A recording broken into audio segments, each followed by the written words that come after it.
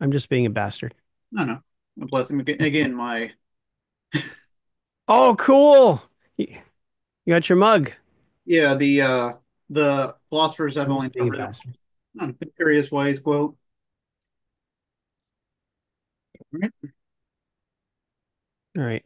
Now I'm going to To be. go to quantum Oh. physics, Niels Bohr was, was very much interested in philosophy, and he did have a concept of dialectics, except he took his understanding of dialectics from like people like Kierkegaard, not from Hegel.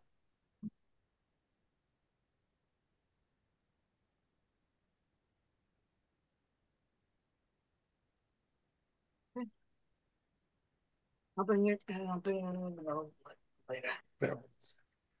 Matt, did you want to share the screenshot of the wait, or do you want me to?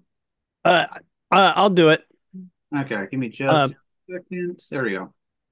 Enabled. Thank you.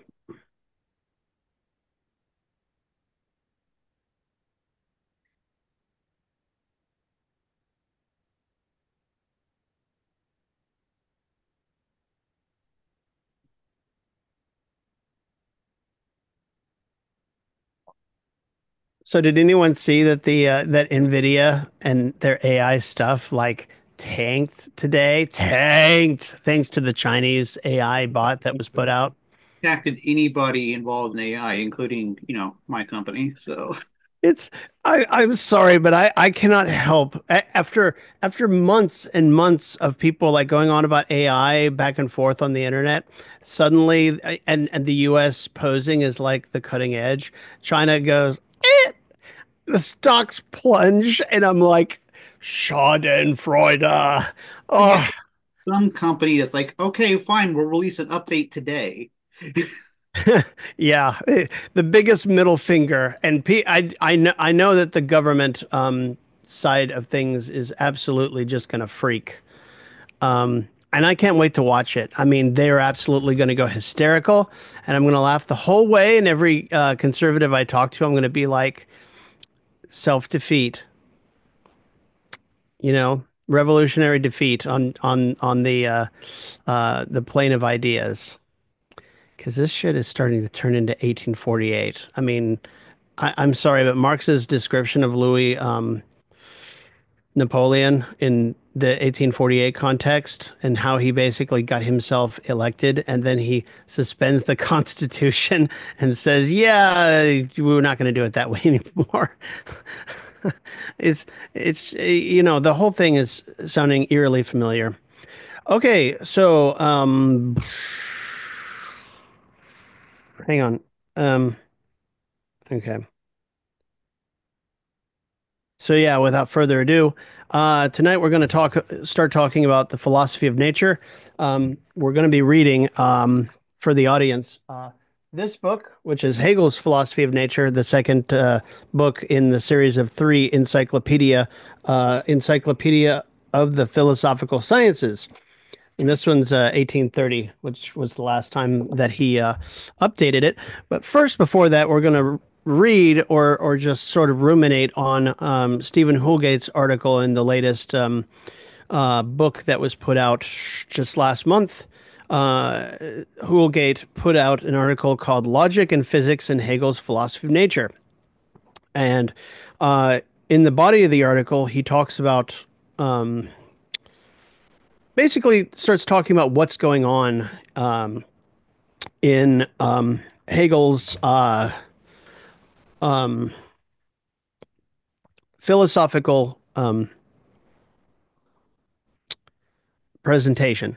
But before that, he has to get the audience nice and not the audience, but yeah, the reader nice and familiar because most people aren't with what Hegel is doing in the philosophy of nature. So, all right. So, um, because there are a couple ways I can do this. I could have us start to read, or I could just cut to specific passages. I think you were talking about doing the latter last time. Yeah, I think so too. So, All right. Okay, so I'm just going to start off with this. Houlgate writes, for Hegel, both science and philosophy must make sense of what is observed. Yet he recognizes that empirical perceptions and observations are informed by categories of thought. In other words, we process them as we, experience them and try to them into words and organize what we see. Furthermore, he notes an empirical phenomenon. See if anyone's in the waiting room, just in case. I have Furthermore, no, I disabled it. oh, But they can come in whenever. Whoa. oh,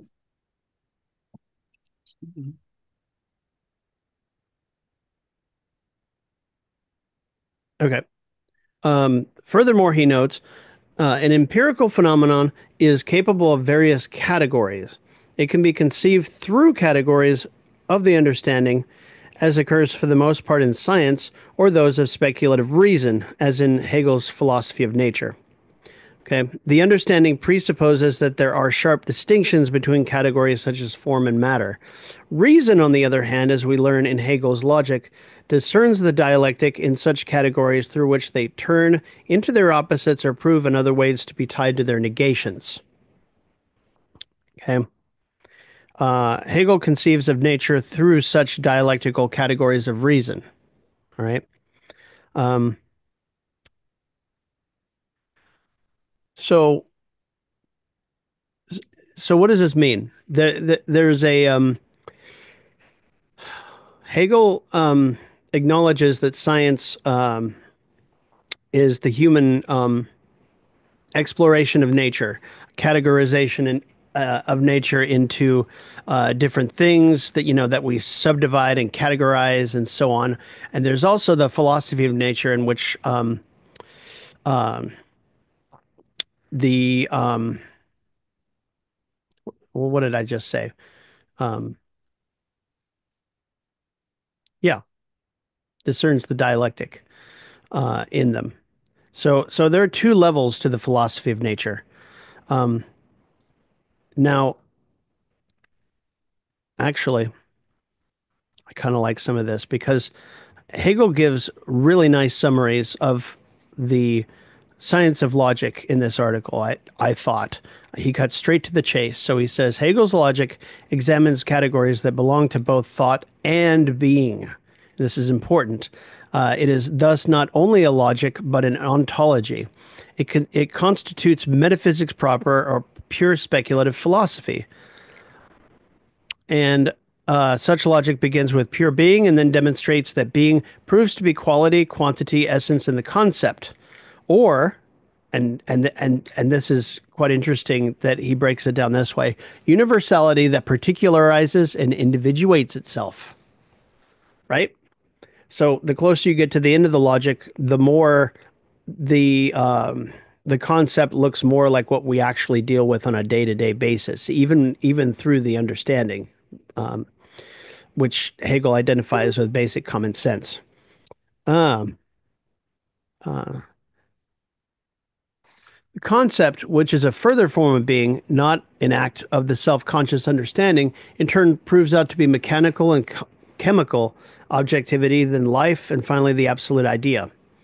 And the absolute idea is being, imperishable life, self-knowing truth, and is all truth. Since it is all truth, however, it is not one form of being among others, like those preceding it in Hegel's logic, but it stretches back and incorporates all of the latter within itself. More precisely, it is the whole series of these form of being or categories conceived as a single process of self-determination or self-determining reason. The true content of the absolute idea is thus the entire system whose development is articulated in speculative logic. The absolute idea is the final determination to emerge, and it's also its result. He talks about. Um, so yeah, he takes you on a walking tour of the logic in this section, and gets up to the point of the absolute idea and what it is.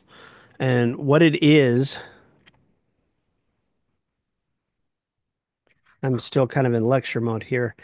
Um, is hmm,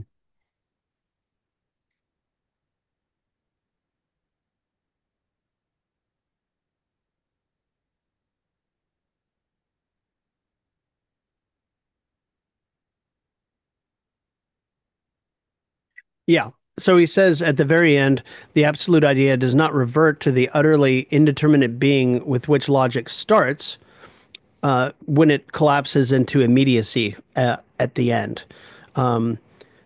Since it incorporates all the categories that have since emerged, it is rather internally differentiated being or fulfilled being. Its being is the concrete and just as absolutely intensive totality. And for the audience, you're probably scratching your heads, but if you've been following along, I hope some of this makes some sense. Anyway, at that point, being recovers the simple, self relating immediacy it first enjoyed, but in a new concrete form that is the logical result of the development it has undergone.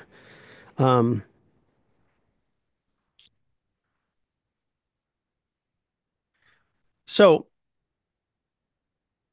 the absolute idea in collapsing into its immediacy, like other categories in the logic, shifts emphasis.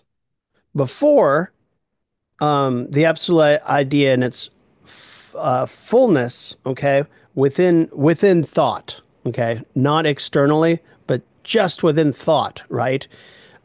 He says it's the idea in italics of being, right? But when it collapses into its immediate state, the the emphasis shifts, and it's going to sound like I'm saying the same thing, but it shifts into the idea of being, of existing, right? And that shift is the shift in which the absolute idea is described by Hegel as externalizing itself as nature. Nature is the absolute idea in its externalized immediate form, is what he says. And this is a logical idea, not a historical or natural historical transition.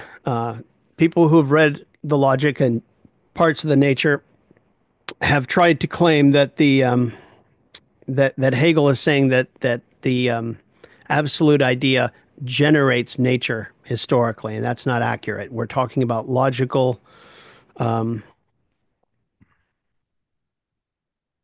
deductions, I guess you could say, right? So,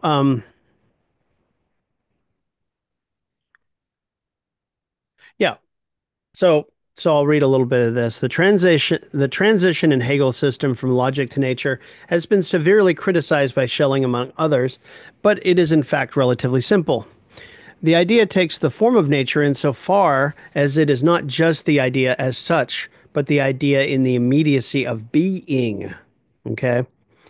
Note, however, that the transition from logic to nature does not take us into the sphere of being for the first time in Hegel's system. Hegel writes that the idea as idea is still logical and is enclosed in pure thought. In other words, just in your head, right? So one might think that the transition to nature takes us from within thought out into being. And yeah, this gets to what I was just saying. Yet Hegel's logic is the study of thought and being throughout its course, from the most abstract sheer being all the way up to the absolute idea. All right. In such logic, Hegel states being is known to be in itself pure concept and the pure concept to be true being. So the transition from logic to nature is in fact the transition from being to being, from being qua being, an absolute idea, to being qua nature. What then distinguishes nature from being as it is conceived in speculative logic? Houlgate asks. Let's see here.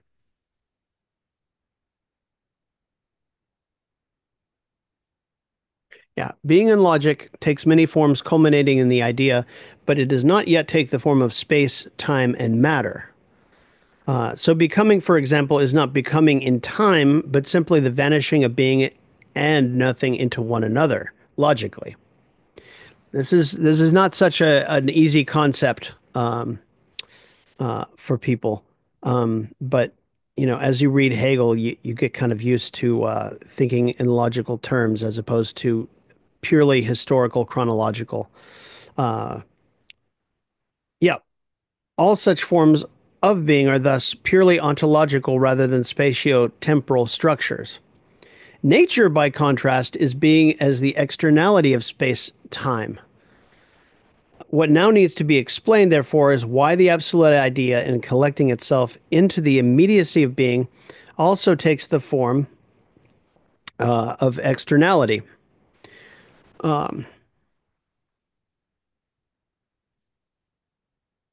So, yeah, nature is a further form of the idea. It's not external to thought, it is a form of the idea, and the latter consequently remains visible in nature. Or, as Hegel puts it, the simple being, nature, to which the idea determines itself, remains perfectly transparent to it. The idea, therefore, does not pass over or change into nature, but it freely releases itself as nature or it discloses itself to be nature. Okay. This is similar to what Hegel gets at when he talks about the truth of the truth, say, of becoming, being determinate being. Basically, the result of the dialectical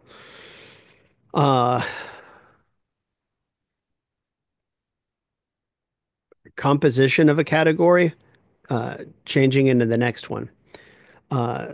Such release of itself is free because the idea proves to be nature through itself alone, through being what it is, and remains itself in the process.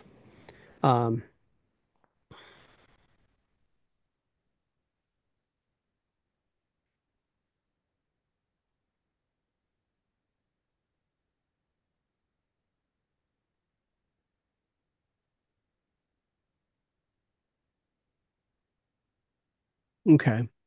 Some of this I'm not sure I'm able to teach because here he's talking about the idea as being and the idea as idea as a logical system. Um,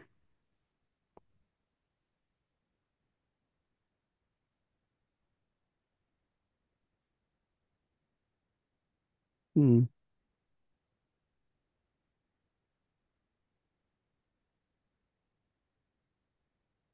Yeah. So at the bottom of this, he says, Houlgate says, the externality of nature is thus made necessary by the fact that the idea freely releases itself as nature and therefore releases itself or sets itself free from itself as idea. The idea in the form of nature is therefore the negative of itself, the idea that is no longer the intensive unity of logically interconnected moments. So Is basically, yeah, the whole of the whole that is the absolute idea in collapsing itself into immediacy.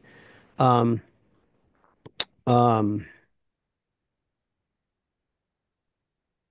thinking because the subject and object are pretty much united here, but it's the subject is always over grasping the object. So the object in this case, I guess, releases itself from the unity with subject in that sense because it shows itself to be purely external to the idea, which is the person. yeah. Yet, and Houlgate says, yet nature remains the idea, albeit the idea as being rather than the idea as being. I just said the same thing. Yeah. It's italicized. Sorry about that. So I'll read it again. Yet nature remains the idea, albeit the idea as being, right, existing, rather than the idea, as in your head, as being. Nature is thus not something other than the idea. It is not a separate realm of being distinct from the sphere of the logical, but what the idea itself proves logically to be. Nature, in other words, is the idea itself in a form that is not that of the idea as such, and so is the idea in the form of otherness, which, as we already know from reading logic, is not some otherness is not external to the previous category. It's dialectically connected to it, if that makes sense. Uh, okay. Um, Hang on just a second. Just trying to see if I had a something with an arrow on it, like. There's annotation in Adobe, but Okay. So this is the big thing. There are indeed logical connections between different categories in nature, um, and the latter thus proves to be a system of stages, one arising necessarily from the other.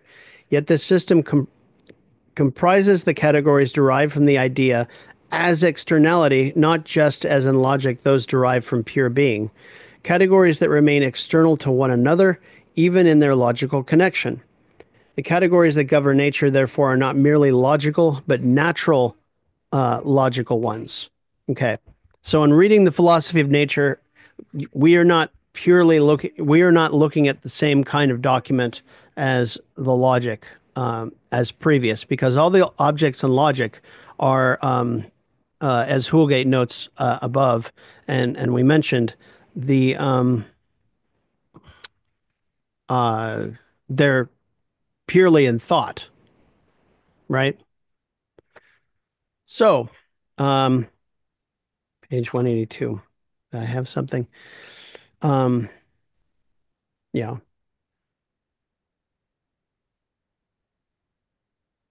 Since different phenomena in nature are also categorized by externality and so are more or less external to one another, they are determined in Hegel's view not just by the natural logical categories that inform them, but at the same time by other external factors.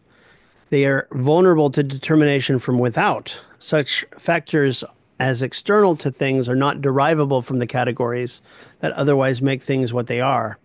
From the perspective of the philosophy of nature, therefore, these external factors determining natural phenomena are contingent. They are perhaps explicable. They're explainable by science, but not by philosophical reason. The latter is thus limited in what it can do. It can determine the categories made necessary by the idea as externality, but Hegel says it's quite improper to expect the concept to comprehend contingent properties or products of nature. In other words, to determine them in advance. Okay.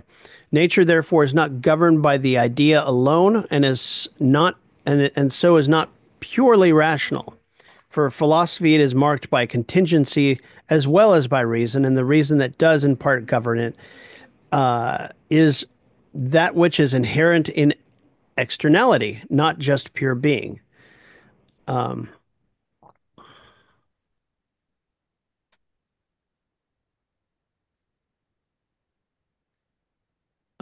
the idea, logic, therefore, does not exhaust the realm of nature it constitutes, but turns itself into a moment of the latter, the moment of rational necessity that coexists with contingency. Moreover, the idea as such as ontological does not exhaust even the moment of reason in nature, since the latter is the idea in the form of externality. So basically, he says you have to take into account contingency in nature. One thing that Spinoza says is that there is no contingency in God, which Spinoza identifies with nature. I think Hegel and Spinoza are pointing at the same thing, but in different ways. Hegel wants to show the determinacy of both what is contingent and what is necessary in their explicit state. Spinoza, um, when he talks about how contingency doesn't actually exist, I think he's sort of jumping to the result of what you would get if you were to make an empirical survey of a subject and connect it to the logical categories, right? because at the end of the day, you know, if you had all the knowledge within your sphere, it would turn out that nothing is actually contingent and everything is sort of identifiable, if not always logically obvious at first. You know what I mean? Boss's demon, yeah. Yeah. So, with this in mind, uh, hang on just a second. I'll be right back. I'm gonna stop there. Kyle and Jim, go ahead and discuss. I think pilot means that you cannot work out the laws of physics through pure reason or pure thought. Yeah, Yep. So yeah, empiricism is in fact needed here in order to Yep. understand the contingencies. You're saying empiricism is not the whole story, but it is part of the story. Right. And of course, like we were saying, those that are scientists that are pure empiricists straight up like reject the ontological side of it. Uh, it's not about every.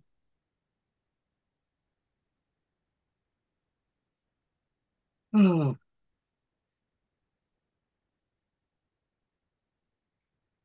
I don't know. I do think it's going to be interesting. I think it's going to be a useful exercise as we go through this, is to maybe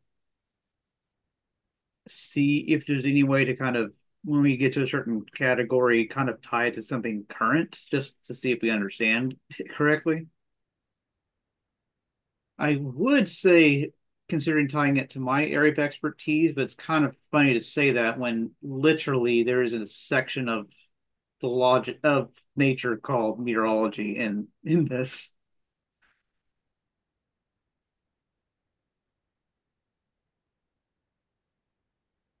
Although I don't know quite yet on my skim of it how well that applies to, because I'm sure meteorology has a whole bunch of other categories that relate to different areas.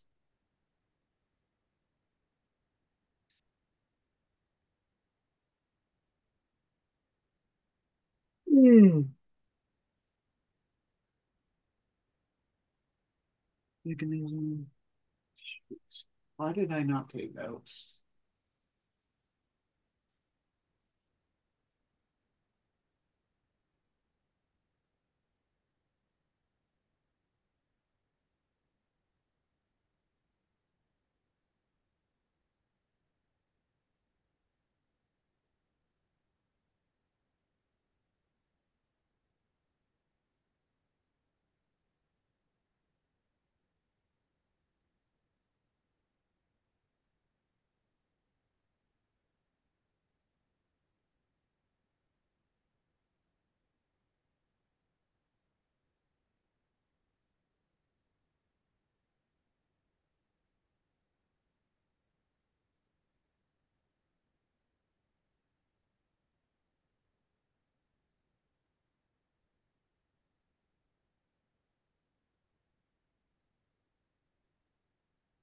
Neological.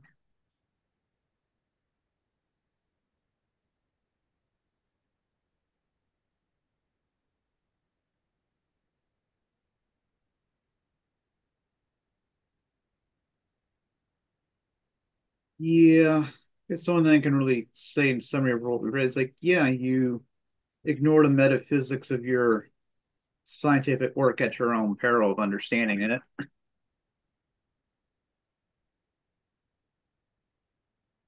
So there's a big difference in the attitude of today's scientists versus those of the early and mid 20th centuries, Yeah. when a lot of leading scientists were very much interested in philosophy.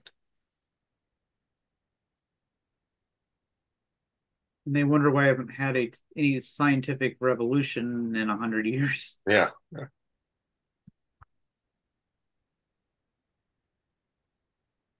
Let's think of the recent passing of Professor Lauren Graham, who was a He was a historian of science who specialized, in Russian and Soviet history of Soviet work. I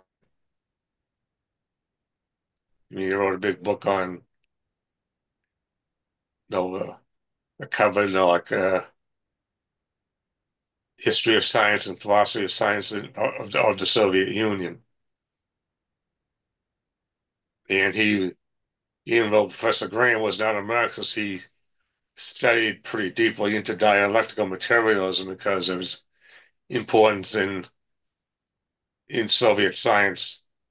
A lot of Soviet scientists took it very seriously.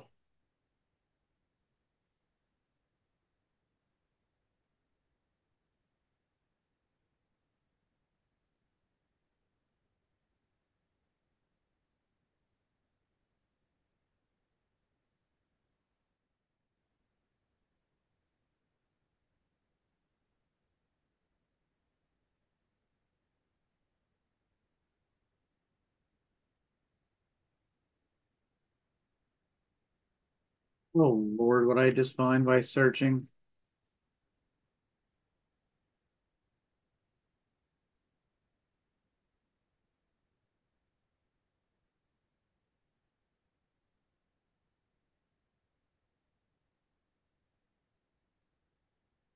They denied the possibility that black holes exist because they claim the phenomenon is not consistent with dialectical materialism. Oh, this is the dialectical debunking of the Big Bang Theory.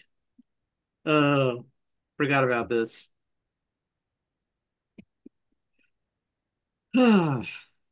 Wait, you said who is it you're saying wrote on the history again? That's Lauren Graham, Lauren Graham. Okay. Loren Graham. Yeah. He was a professor. He had a joint appointment at Harvard and MIT.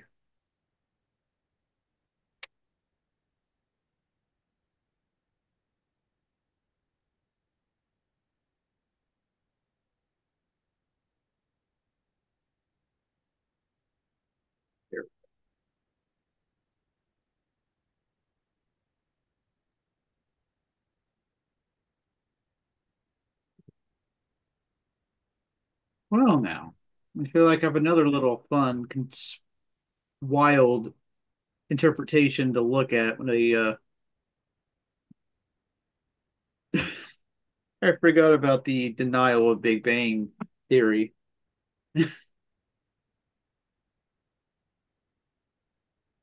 Ooh, that's good. Fun.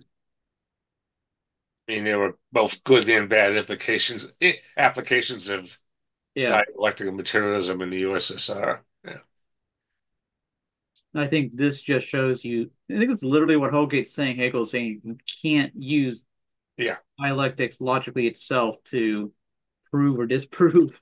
yeah. I mean, that was also a point that Lauren Graham made too, of that how Soviet thought evolved on that issue. By the 60s and 70s, there were a number of Soviet philosophers and scientists were saying you can't use dialectical materialism in that way, in that way. That's a misuse of it. And that's pretty close to what the Holgate was saying here about Hegel. Yeah. Um, okay, I'm back. Sorry about that. I'm going to talk real quick about the task and method of Hegel's philosophy of nature, and I think this is the big section to look at to sort of get an idea of what Hegel wants to do with it, versus, you know, just sort of looking at at how he does it. Um, so I'm just going to read through this so that we sort of have an idea. In speculative logic, several categories or ways of being contain the moment of externality, including external reflection and mechanism, yet they remain ontological categories conceived by pure thought. Nature, however, is the idea as utter self externality, and as such, not only has a rational structure discernible by thought, but also affects us externally through the senses. Nature is thus the object of our empirical experience. Okay. In other words, we experience nature. all around us. And we are also part of it, but it's our specific structure is separated in its turn by Hegel, and that's the next book. Accordingly, Hegel has a twofold task in his philosophy of nature. First, to derive the categories of nature logically from the idea as externality, and then to identify the empirical phenomena that match those categories. Hegel provides empirical examples in the logic too, but those are not necessary in speculative logic. They are required in the philosophy of nature, however, because nature is the object of empirical experience as well as of pure thought. And it's interesting that Houlgate says this here because what he's basically saying, if you look at back at the logic, when he makes a criticism of philosophy from the standpoint of the various categories of the logic, not only is it not necessary to prove um, to prove the categories of thought logically or ontologically, right? They don't depend on the various critiques. With nature, on the other hand, it's very important to connect the two, because on the one hand, you have the a priori natural logical categories on the one hand, and then you have empirical experience on the other, right? And let's see here. Empirical examples may play no role in the derivation of the categories of nature. The latter are derived logically through simply rendering explicit what is implicit in the idea as externality. Hegel's philosophy of nature does not therefore apply categories from his logic to nature, but it continues the project of that logic, starting where the latter ends with the idea as nature.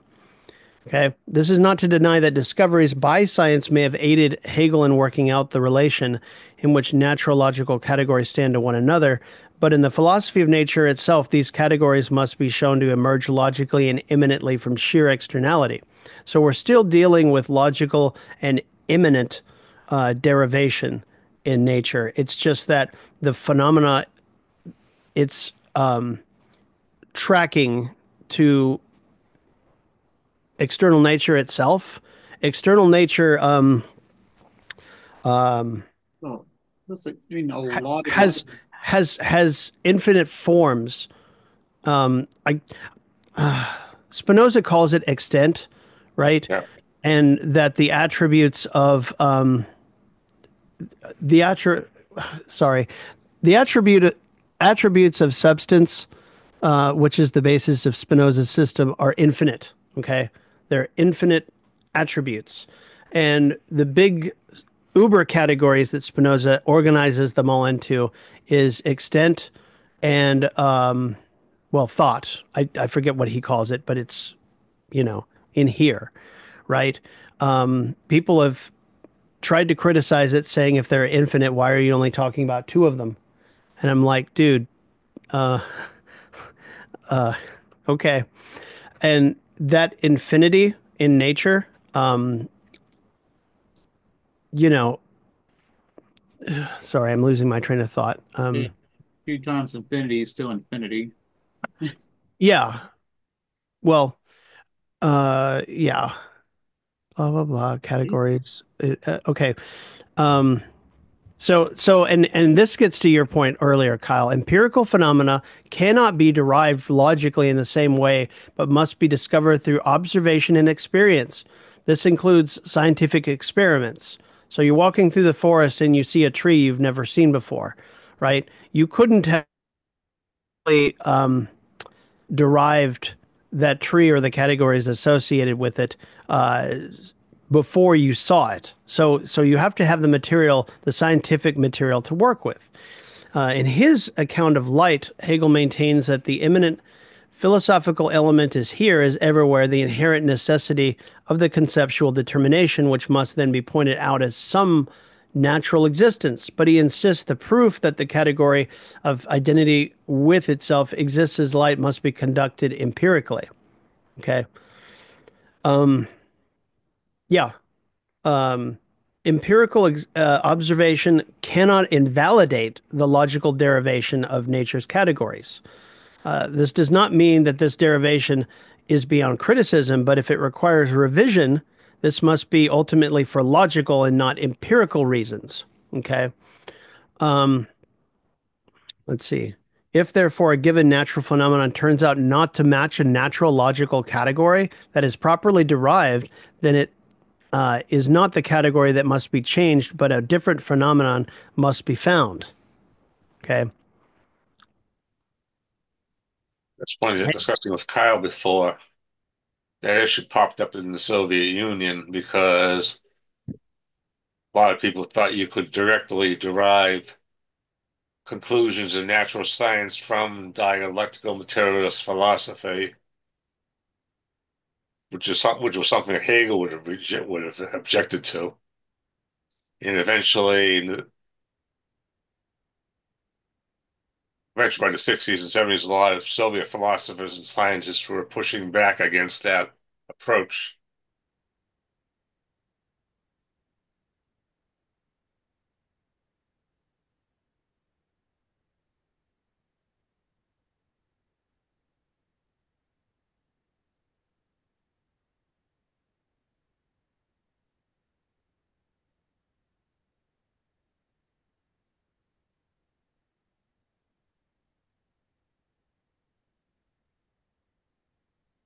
Oh, yeah. Child care again. Mm. No, just grabbing something to eat. Sorry. Oh, okay. Um, I'm Just still launching, here. launching some. How did that lose all the history?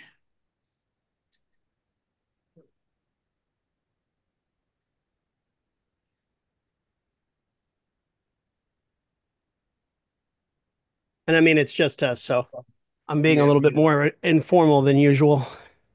So, um, uh, let's see here.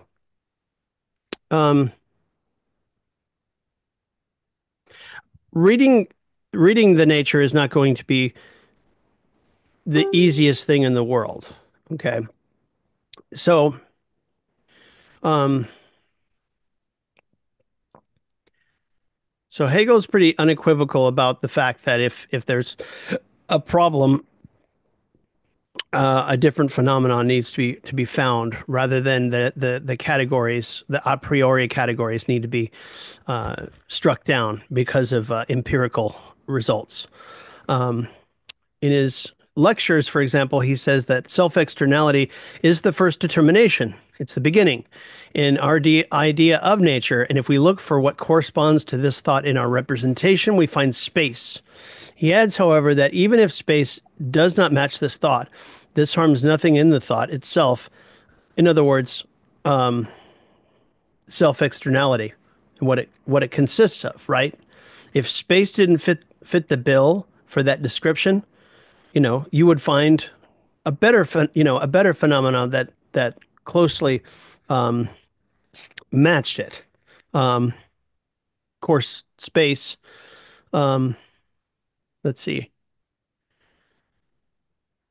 Yeah. Similarly, after setting out the thought determinations of light, Hegel states that light is the presence of the thought, but if by chance it were not this, the thought would still be correct and something else would have to take the place of light. In fact, Hegel does not doubt that space and light are the appropriate phenomena in these cases, and that his philosophy of nature thus accords with actuality and experience. It's clear, however, that in his view, the imminent derivation of the natural logical categories comes first, right?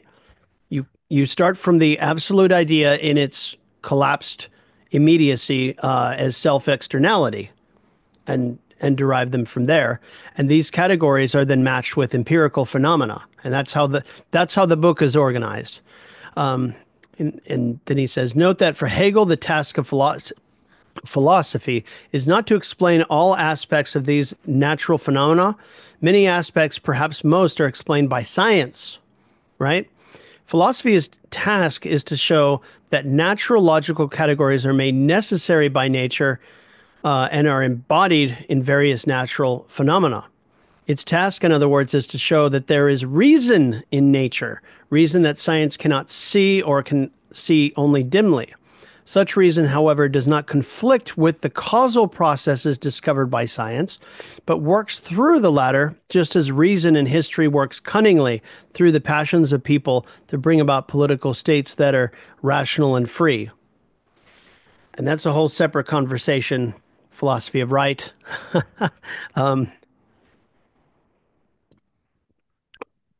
Basically, he's talking about how humanity, in its totality, i.e., spirit, brings about political states despite being composed not just of reason, but of passions. And Spinoza writes about that extensively in the Ethics, actually, about the difference between reason and the passions, which are, I mean, desires, the whole bit. You've met people who are more driven by their passions than by reason, and they tend to like make a lot of mistakes, run down wrong roads, those kinds of things. Um, all right, let's see. Hegel's philosophy of nature thus complements science and does not seek to supplant or discredit it. This is very key, okay? Hegel has a great respect for the sciences. He had an extensive scientific library and was very, very well informed for a man of his day, I guess you could say.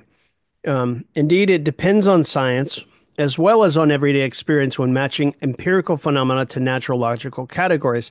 This is not to say that Hegel leaves science utterly to its own devices. He's especially critical of the abstract metaphysics he takes to underlie some science. Mm-hmm. And I think that state of affairs has ratcheted up to an impossible level today. And we've talked about this before, how metaphysics and today's sciences remains largely unexamined. One such figure that insists it remain unexamined is Neil deGrasse Tyson, who is, from what Kyle was saying, more of an empiricist than, philosophically than someone who takes metaphysics.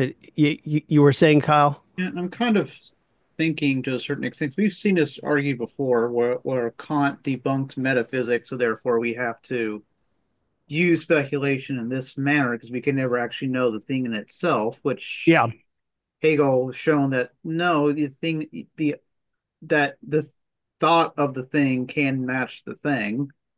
yeah, Um, so it's just sort of the unexplored. Well, it's sort of we just got to do what's most historically necessary, which also leads into the fun, interpretations of the struggle and such that we've seen before. It's yeah. I guess this kind of fills that kind of argument. You can't just do pure empirical.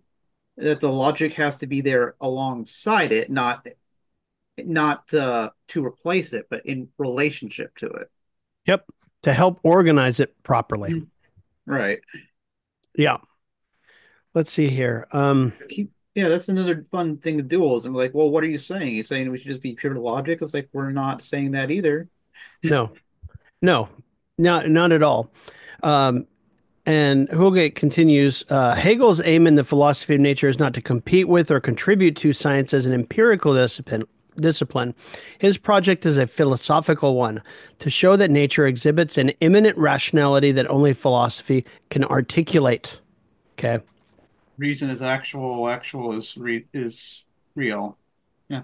Yeah, the rational is real, the real is rational. That's the quote from um, I think it's both philosophy of history and the philosophy of right.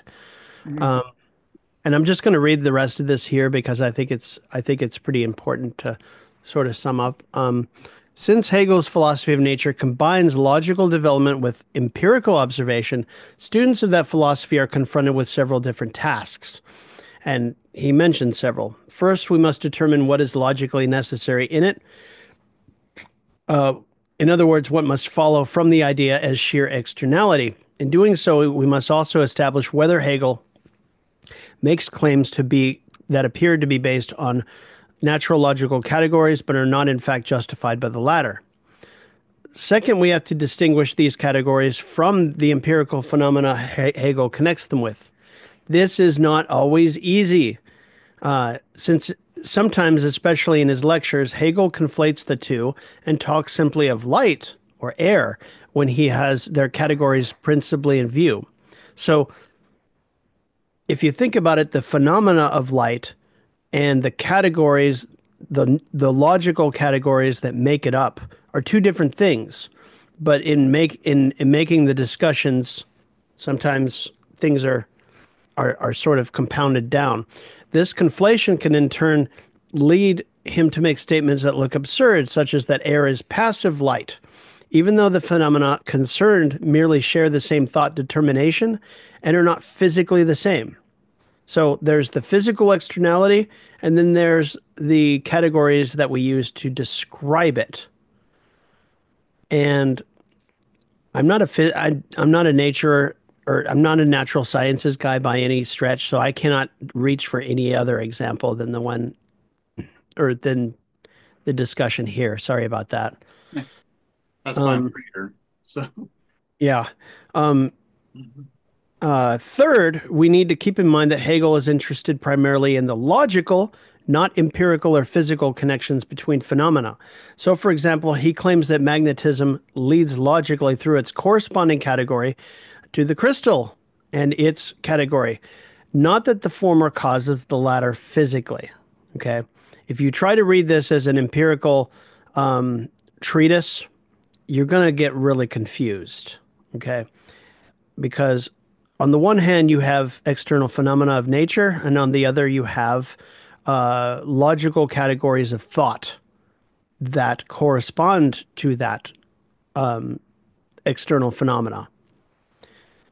So, yeah. Fourth, we need to distinguish any empirical errors on Hegel's part due to his misjudgment and reliance on the science of the day from conclusions that follow from the logic of nature itself. Such errors can be corrected without detriment to that logic, but only if they are clearly identified as empirical rather than logical errors. This is not always easy for the layman who's reading this, who maybe is not used to reading logical material, like doesn't know what it looks like, how it works, so on and so forth. Even I, who have read Capital, and it has logically connected categories and the logic itself, I'm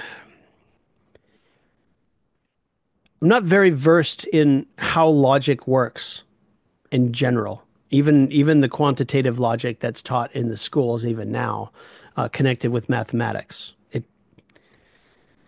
It's a whole other branch that I never got used to, which is probably why Hegel's logic is somewhat difficult for me. Fifth, we need to determine whether ideas in Hegel's philosophy of nature that appear to conflict with subsequent developments in science actually do so. In section 9.6, we consider the apparent conflict between Hegel's conception of light and that of quantum physics, but we must and then Hulgate says we must first look more closely at Hegel's own philosophical physics, the second part of his philosophy of nature. And this is where he segues into actually talking about the content of the nature, which we're not to yet. What I would suggest is that we save these sections 9.4 to 9.6, basically the balance of the article, to when we get to those portions in the nature to aid us in going forward. I think it would be very helpful actually. So yeah, there we go. What do you guys think? yeah, I think to self-clarify, oh yeah, we're just talking about the metaphysics of science. They're not going to be one-to-one with actual scientific understanding in of itself. I do Not think reducible to it. Yeah, right. in either direction. Yeah. Again, this thing about dialectics, two things that seem entirely independent are in fact interrelated. Mm. I guess, and the one thing is kind of thinking about the logic, the philosophy of nature being the consequence of the absolute idea deriving externality in the therefore the logical necessity of all the other categories from externality finally being a concept in of itself. Yeah. If you think about it, and you get to the end of the logic, and the logic has been tracking um, being as thought and existence. Now that we've got the entire spectrum of what being consists of, both in idea and outside, then Hegel deals with them one at a time. Okay. So first of all, you have, you know, uh, yeah. First of all, you have being, which is external nature. And then you have spirit, and spirit is humanity's expression of itself, in thought, word, and deed, right? So those are the two aspects of being, but you couldn't talk about spirit or nature in their fullness without first ex- fully deriving and explaining what being is, both in its idea form as well as its external form. It's also how Well, it's yeah, existential form, I guess you could say. yeah, it's kind of like yeah, we got the idea of the thought and being in a relationship, but of course now we have to show where logically we pointed toward externality, which eventually shows that the thought can only exist through the existence of nature, which leads to the person. So Yes. Yeah, and um it's it's tempting to try to take it in the order of what generates the next. Like you could say nature generates historically Mhm. people, i.e. human beings. But if you try to read that into logic generating nature, the the the idea breaks down. Right. Okay? Nature does not generate spirit historically for Hegel in this argument. He is saying that um oh I it, at the end of nature there's an uber category, whatever it is, that necessarily logically transitions or self something self determines the next cycle. Okay. And that's a logical argument. It's not the historical or chronological. Right. It is interesting to see them do line up in that way, but it's it's not necessarily that it had to from the start. There's no reason to presuppose that it would. Right. It has to be proven. It has to be shown in its process to generate the next logically, which is his point. Once you have the logical scaffolding, you can hang reality on it. Hmm. Or rather, reality is in its fullness able to be explained with the scaffolding in place. In other words, for those listening, um, historical development is very important. That nature um, existed before humans is, of course, obvious, but that's not, again, the argument he makes in his encyclopedia from a logical standpoint. He acknowledges the historical. He doesn't try to disprove it, if that makes any sense. It's perfectly clear to Hegel that you know what chronological order is, but making the logical argument is basically his attempt to revitalize logic from a discredited and disproven sort of scholasticist Aristotelian relic into a usable philosophy, a usable metaphysics for the modern day.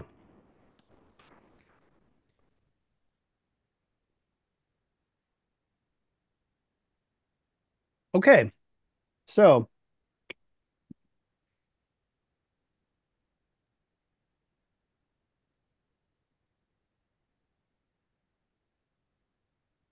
So, I the mean, introduction yeah. the introduction to the philosophy of nature is 27 pages long, and it's very interesting, and it reads um,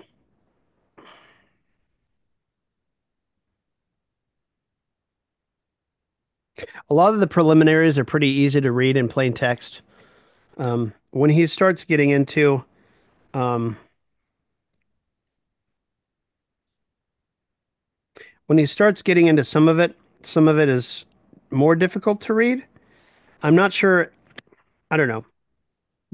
Again, the problem of a preface, basically, right? Yeah, yeah, it's the exact same problem. So I'm going to ask, do you guys want to take the time to um, read the introduction through yourself and take notes, or do you want to come back next week and start reading it out long form? We did that with the EL, and I'm not sure if we can do it and get a lot out of it just reading it off the page because it's not always plain what it's saying. I don't know. What do you guys think? And we can start off with that and see how it goes. And if we need to go to reading it, we can choose to do that, like we did with Holgate tonight. Yeah. Okay. That sounds good. For next Monday, read the introduction, which is about 27 pages. If you find that you don't get all the way through it, that's okay. We could take it in two sessions instead of one. In fact, we might almost find that that's better. But I'm just going to assign it as one mass, and however far we get, we'll take up the rest the next time. Sound good? Yep. Yeah. And you both have a copy? Yep. Yep. I mean, Great. he's got his one from I forget the company. I got the actual official Oxford. You I got the hardcover book you got the version of the hardcover. Yeah. You lucky dog. I'd kill for that hardcover. Man. Who knows? Maybe I can make this just rip off the cover and make it a hardcover. Well, Yeah. it's Oh yeah. You could. Um I used to know how, but I don't now because I just took the class once in bookmaking. Weird. All right, comrades, you have a great week. I'll see you on direct message and we'll go from there. Yep. Have a good night.